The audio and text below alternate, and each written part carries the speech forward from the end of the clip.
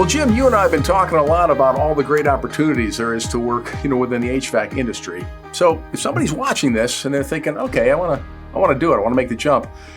Any advice on like how to find a good HVAC school or what kind of training or what should somebody be looking for? Yeah, Randy. I think first of all, it's just like shopping for anything. I think there's online reviews for everything, what people say about it. That's a good place to start.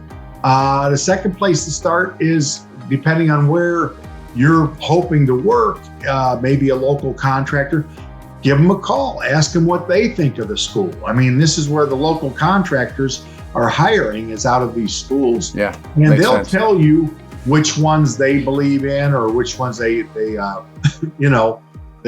are good schools. So you want to do that because the truth is, I mean, the fundamentals or the basics are so important. I think a good trade school curriculum would probably be either a night course or a day course, depending on your situation. If you're already working and an adult, you might want to upgrade, better yourself, so you're going to the night course. If you're a student and you have the time, probably a day course. Be probably 4 to 5 days a week, 4.5, 5 hours a day, a year to a year and a half course. That's what you're looking at as far as the time commitment. And once you get through there, then you got your confidence that you've had a good education. You're going to come to the contractors, and I'm looking for a solid foundation in the basics. Do you know basic electricity? Do you know basic refrigeration circuit, combustion? And I'm going to give you a little test to see if you paid attention in school and if it took. Okay. And your real education is going to start when you get out in the field, but you have to be able to gather basic information and start to know what it's telling you. And if you have no handle on the basics, then I have to become your school.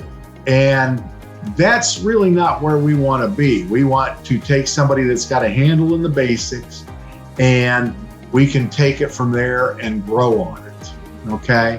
So that's what I'm looking for in a school. I'm looking for a good attendance. Okay, if I call the school, I say, how do you do? What kind of grades? And how's the attendance? If you missed a month and a half out of a year course, that's not going to be real well. Are you going to show up to my place for work? So you start to think things like that. So attendance, do well. Get a good school that hammers home the basics, and do your homework. Call some of the local contractors, find out what schools they think are good, and look online, look at the reviews, and then go see the school. The other thing you want, are you impressed with their lab? Okay. In trade school, you'll do book work, then you'll do hands-on. Okay. Are they comprehensive projects that look like they're projects, not just a bunch of old junk thrown in a corner that they're calling a lab? Okay, so are you impressed with the lab? Do they look like good work projects? And maybe even ask the instructor how long he's been doing it. Things like that.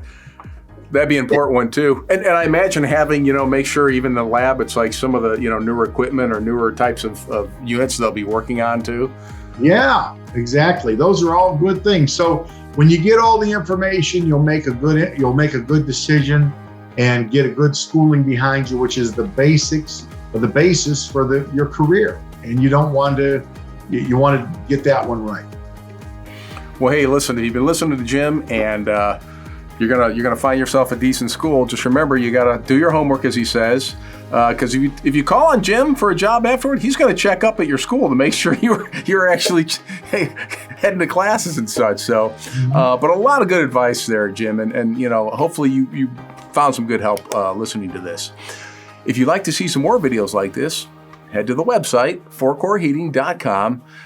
Jim shares a lot more good information on the industry itself, as well as just how to take care of your the heat and coolness in your house. So check it out. And Jim, thanks again for sharing with us.